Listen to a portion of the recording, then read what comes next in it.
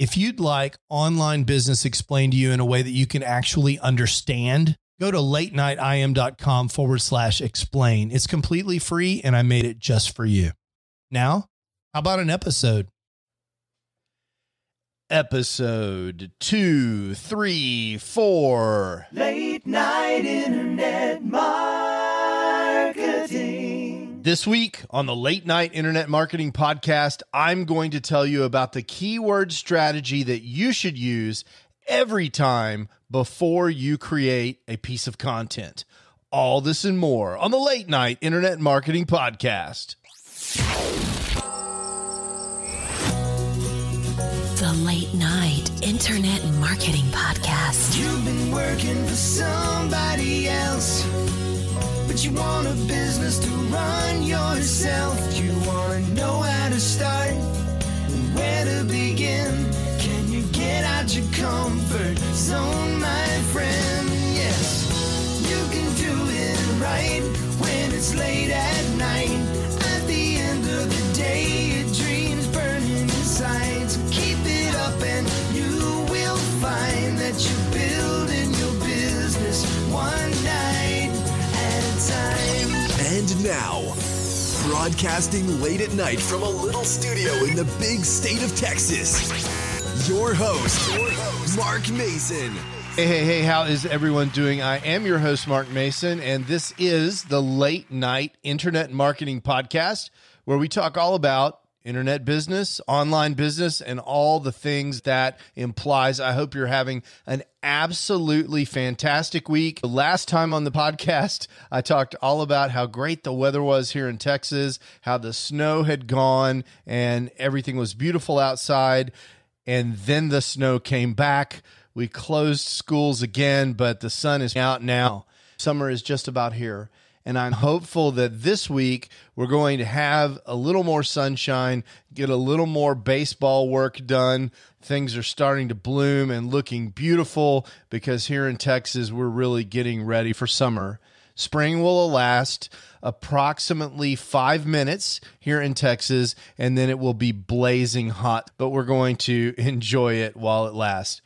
So this week on the podcast, I wanted to talk to you about keyword research. Now, keyword research is something that I have been working on and around for more than a decade.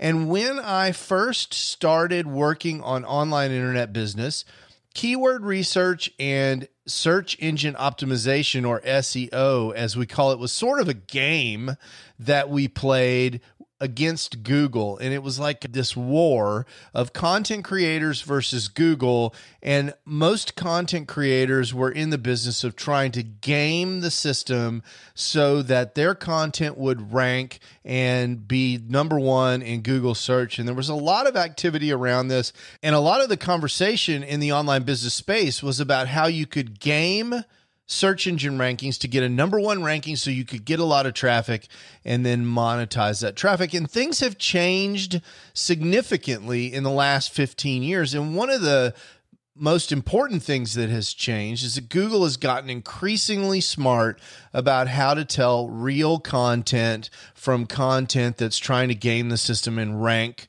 very highly. In fact, 15 years ago, people used to stuff content with keywords that was in the same color as the background of the page so that Google would see the keywords, but people wouldn't, and pages would rank for terms that they had nothing to do with, and people would monetize those pages with display ads and all kinds of crazy things.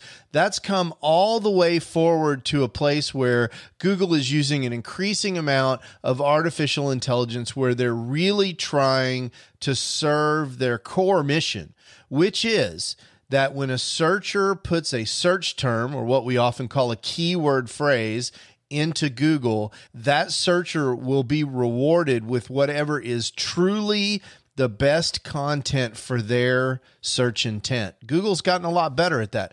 So the discussion about gaming the system, and a lot of that discussion still goes on. Black hat SEO still goes on, but it's not nearly as prevalent as it was a decade ago.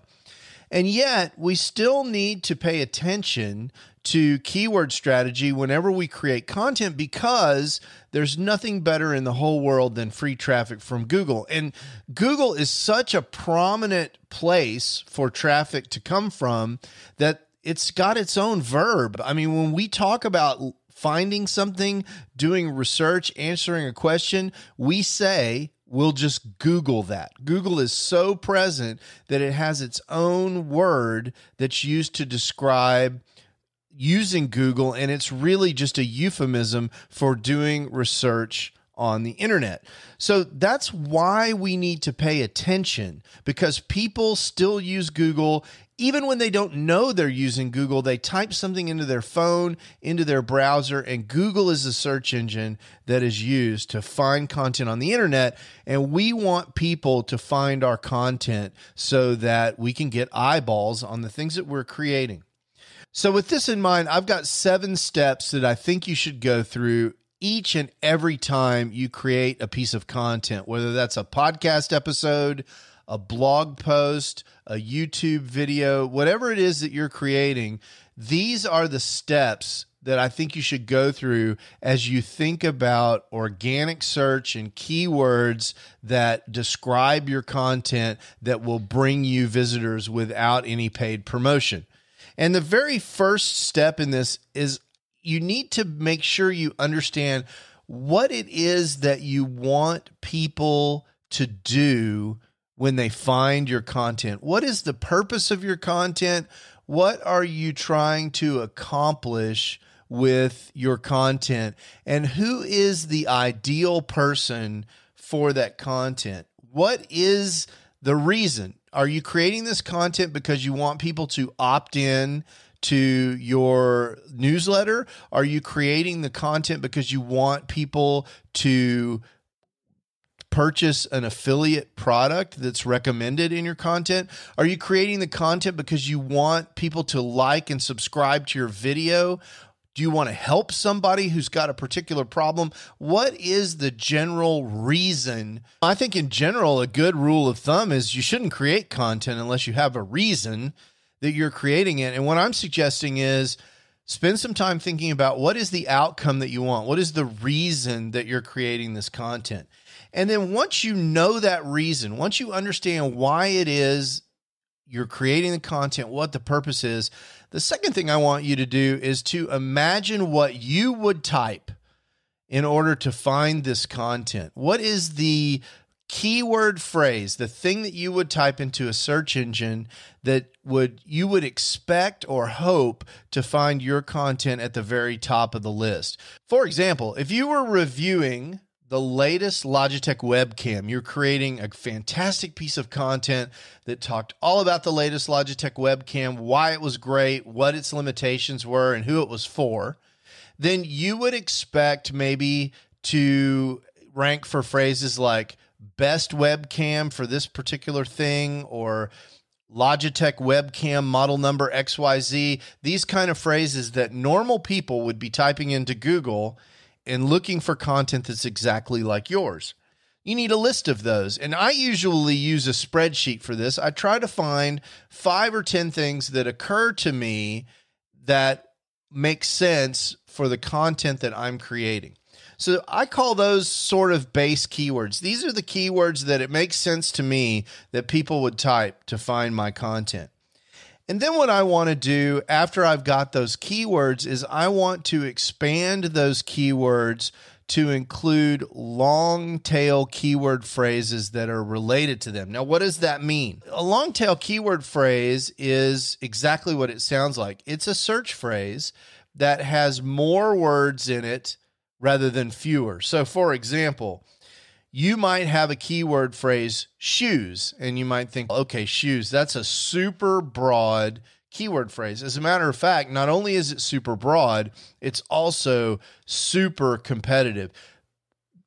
Companies that are ranking for the word shoes are going to be companies like Nike and Reebok and other massive companies. It's going to be very hard to rank for the term shoes. Another example would be credit cards, an incredibly competitive short keyword phrase with billions of people competing for that. If you take the example of shoes, A longer tail keyword for shoes might be men's shoes.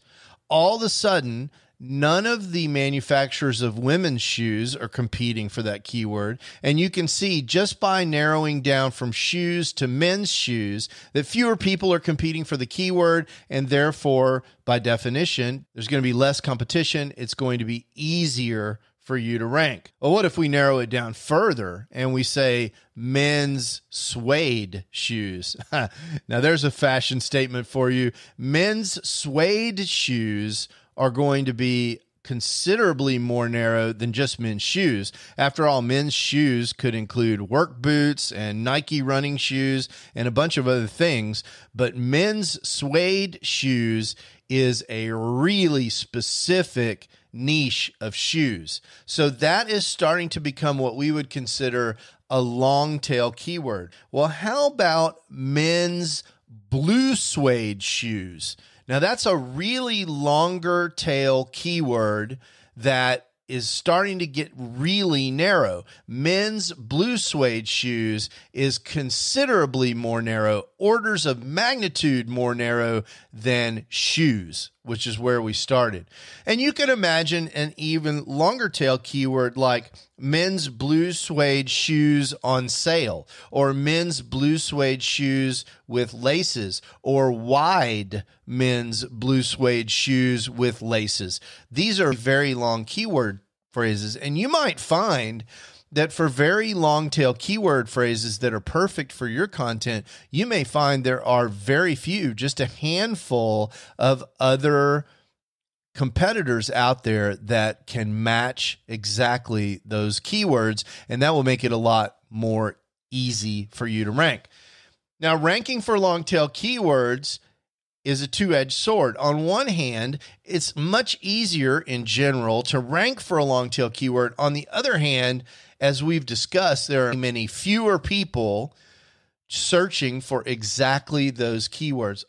But the great news is, if someone is searching for a long tail phrase, you have a really good idea of exactly what they're looking for. And if that's what your content is about, then that's going to satisfy that person and hopefully result in the outcome that you're looking for on your page. So one question is, how do you find these long tail keywords? How do you know what people are searching so you can get an idea of what the long tail keywords might be? One fun way is just to go to google.com and type in your base keyword like men's shoes, and Google will auto-complete men's shoes and tell you what some of the long tail keywords are. For example, when I put in men's shoes, Google tells me that long tail keywords are men's shoes on sale, men's shoes near me, men's shoes Houston,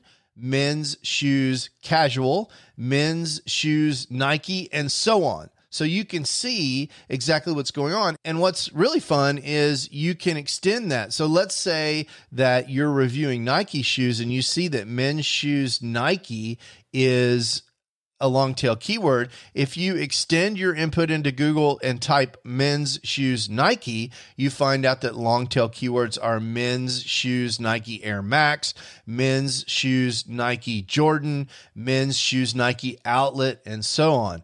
And if you put in men's shoes Nike Air Max, you find out that men's shoes Nike Air Max 270 is a long tail keyword under men's shoes.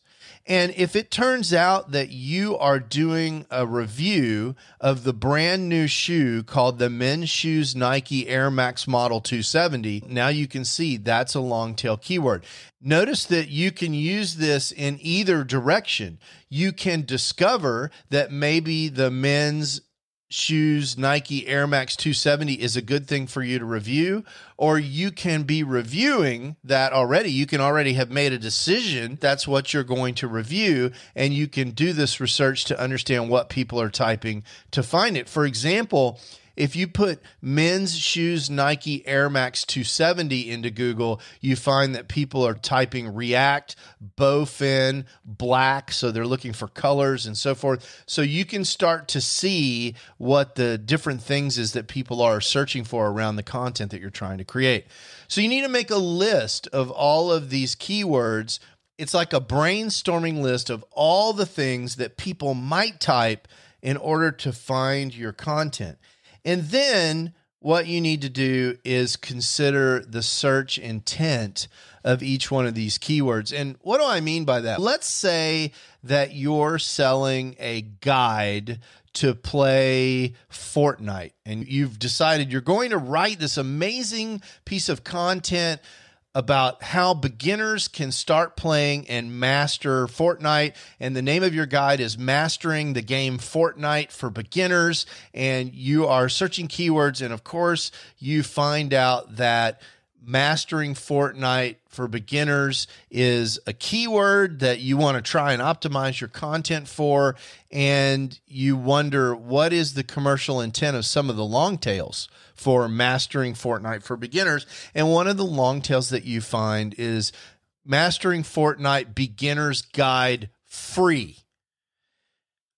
Now, what is the commercial intent of someone who is typing the word free? Are they looking for something to buy, or are they looking for something for free? Well, obviously the answer is they're looking for something for free.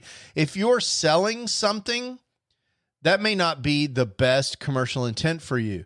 On the other hand, if the way you're selling that guide is that you're giving away the first chapter for free, and the first chapter is really helpful, and that's going to make them want chapters 2 through 7, which you sell, maybe free is a great keyword for you.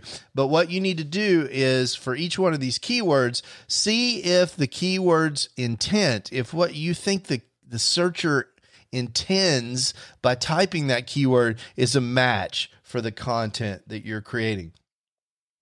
So once you've decided on a handful of these keywords that you really like, you're going to want to optimize your content around those keywords. And one of the very first things I think you should do is take a look at the other content that is currently ranking for those keywords. You need to assess the competition.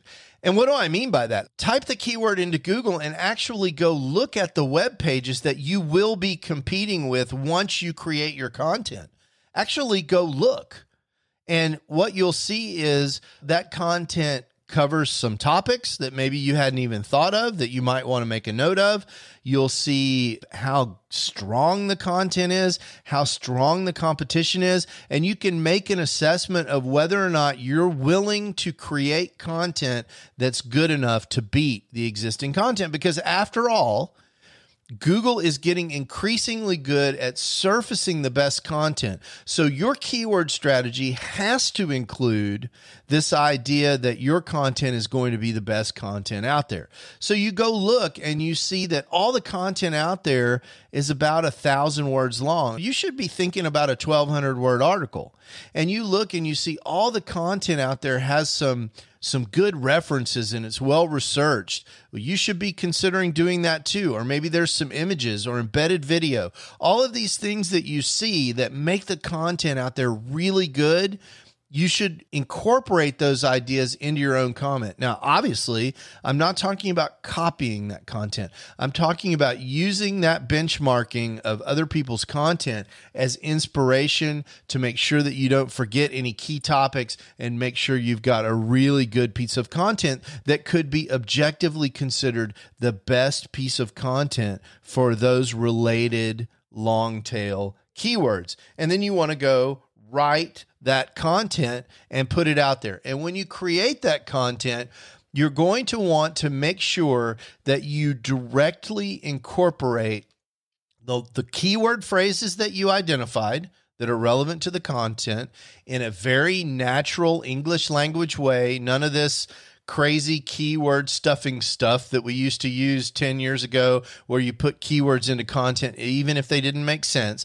Just make sure those keywords are in there. And the most powerful places that you can put your keywords are in the title tags and in the section headers. And by the way, you want to make sure that your content is well organized, easy to read, easy to scan, lots of white space. And if it's a really, really long piece of content, you might want to consider putting a guide at the front of the content in the form of a table of contents that hyperlinks down into the pieces of content. Now, we're talking about creating a really solid piece of content, but in this day and age, as smart as Google is getting about surfacing the best content, you've really got to take the time to create the best content, and you incorporate these keyword phrases and phrases that are related to those phrases in a way that really helps Google be absolutely sure about what that content is about. When Google sees those phrases in there and sees other content in there that they expect to be related to those phrases, they're going to know, hey, I know exactly what this page is about. Wow, it looks like it's really good. It's got great structure and rich multimedia, and increasingly people seem to like and select this content out of search. And over time, the ranking of this great piece of content that you've created will go up and up and up. Now, the next thing that you need to do once you've published this great piece of content, when you've got the keywords in there and you're sitting back in your chair waiting on the visitors to come, the organic search visitors to come, the thing you really need to be doing is promoting this content. You need to be pushing the content out on social media. You need to be participating in conversations on the internet where you can offer this content as a helpful answer to a question that someone might be asking. That can be a really effective way to promote content, by the way. If you're participating in groups where this sort of content is discussed and somebody says, hey, what are the best Nike shoes? And you can say, well, I just did this great review on the Nike Air Max 270s. I found that they have crappy shoelaces, but the rest of the shoe is great. If you want more information, here's a link to my post. That's a really good way to get your content out there, and it's really helpful to people if you do it in that way. Here's the answer to your question, and here's some additional information. That's a really helpful answer to a question and a really good way to promote your content online organically. And then the last thing I'll say is once this content is promoted, you've got it out there, on a periodic basis, refresh the content. We know this is something that Google pays attention to, and you might even note this at the top of your article. This is the men's Nike shoe Air Max 270 review, and it is updated for February of 2022, and you go ahead and add some additional content. Not only does this make your content stronger, but it sends Google a signal that this is a well taken care of piece of content that they should continue to move up in the rankings. And by the way, when you do this refresh, you can take a quick look at your competition for the keywords that you care about, see what they're doing, and that'll give you some fresh ideas of how you might want to refresh this content, what you might want to add to make it a better piece of content. So again, these steps are basically this. First off, decide exactly what you want the content to accomplish. What do you want people to do when they visit the content, and why are people coming to it? Once you know the answer to that question, imagine the keyword phrases that people are probably using to get to your content. And then the third thing is go do some work and make a spreadsheet full of long tail keywords that you're eventually going to include in your content to help Google rank you for those long tails where competition is lower. And then speaking of competition, the fourth thing you're going to do is to survey the competition so you can understand what it is that is ranking well for these keywords that you've selected. And so you can have a roadmap for making the best piece of content in the space on this topic.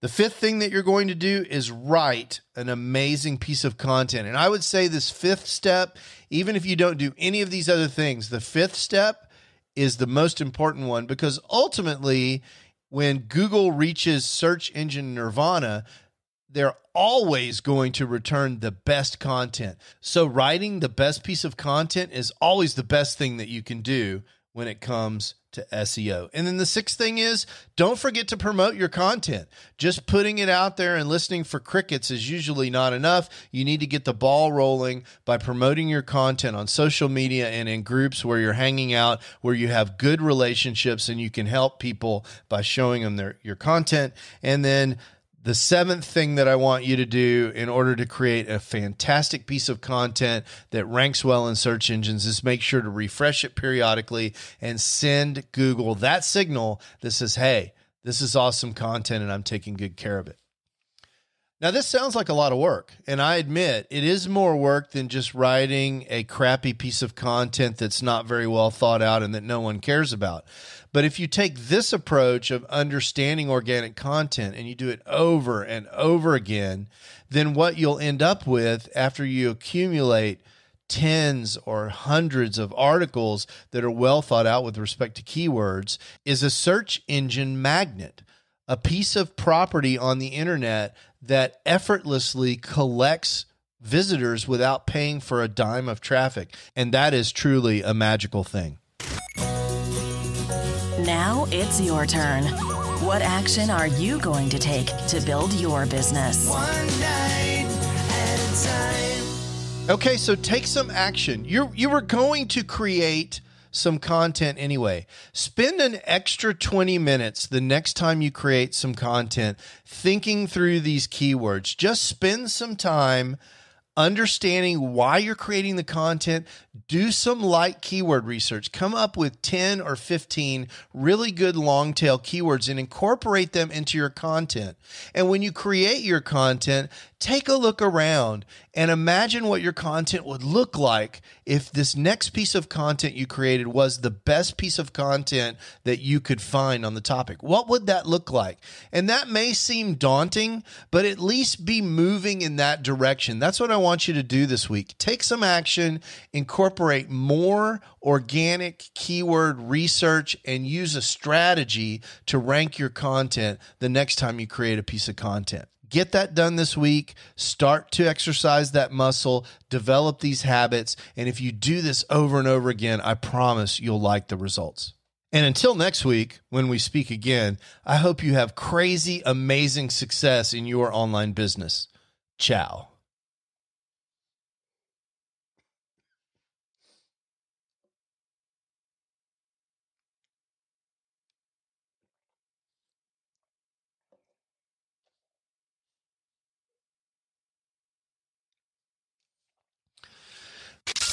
You can do it right when it's late at night. You've been listening to the Late Night Internet Marketing Podcast. Be sure to visit LNIMpodcast.com today to leave feedback for Mark. Download special bonus content, access the show notes, and more. See you there. Until then, go and make some great progress on your internet business, one night at a time. Business one night at a time.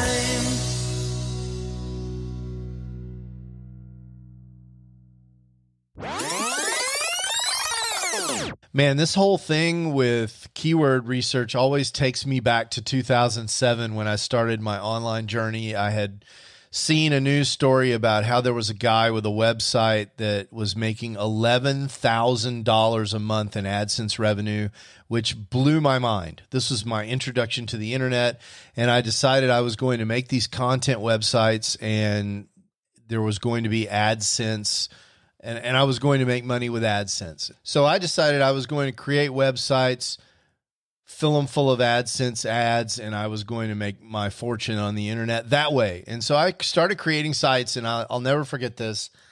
One site that I created was a 10-page website about how to get into law school. This was an amazing thing because it was just a really weak website. The articles weren't bad. They had actually been written by my brother who had just finished law school, so they were decent, but this was just a simple, ugly 10-page website, and we put this website out there, and it started ranking for all these long tail keywords, and it started making $5 a day. I'll never forget this. It was an amazing thing to me. I couldn't believe it. And we just let this website roll. And for a year and a half or maybe longer, this website churned out day in and day out about $5 a day in AdSense revenue. And every month I would write my brother a check for $75 or $100, whatever it worked out for. We split it 50-50. And my plan was I was going to make 100 of these. A lot of people were doing this. In fact, there was even software to rapidly create these sites with nonsense content. I experimented with all that black hat crap. And I had a business coach back at that time. My business was starting to get a little more sophisticated. I had started the podcast, and my business coach knew about this part of my business where I was creating crappy websites and trying to make revenue. And she said, you know what the problem is with this part of your business? Her name was Nicole. She's an amazing woman. And I said, no, what's the problem? It's a paycheck. What's the problem? And she said, the stuff that you're doing doesn't make the internet a better place. And I'm like, oh, I see. So ever since then, eventually I shut all that down. That stuck in my craw for a long time. And that's still something I think about. That conversation with Nicole was 10 or 15 years ago, and I still think about it all the time. Is what I'm doing making the internet a better place? I think we should all do that. If we all did that, if we all created content with our primary focus being helping people and creating the internet a better place, man, what would the result of that be? That would be amazing. Hey, it's Mark again. I wanted to tell you one more time about this absolutely free resource that I have for helping people who are trying to get the big picture for internet marketing, actually get started and understand what all their choices are. If that's not you, there's no more content. You can skip to the end. But if you're someone who came to this podcast because you're searching for how to get started online and you just can't cut through all the noise, I get it. That was me in 2007 when I was trying to get started. There were so many people throwing offers at me that I really couldn't even understand what all the different business models were. I couldn't understand how money moved around on the internet. And I couldn't really get a grip on what direction I wanted to go in so I could figure out how to move forward. I've created a free video resource for you just for that purpose at latenightim.com/explain. In several short videos, I just explained to you what internet marketing is all about and what online business is all about and the different options that you have for starting an online business. There's nothing to buy there. You just sign up for access and you get the videos just like that. So if that's interesting to you, or if you know someone who's in a same situation, send them that link, latenightim.com/explain, and let me know what you think. I'd love to hear what people are thinking that are in the exact same position that I was in more than a decade ago in 2007. In some ways, it seems like yesterday. And in some ways, it seems like an entire lifetime ago. Again, that's latenightim.com/explain. Late night internet marketing.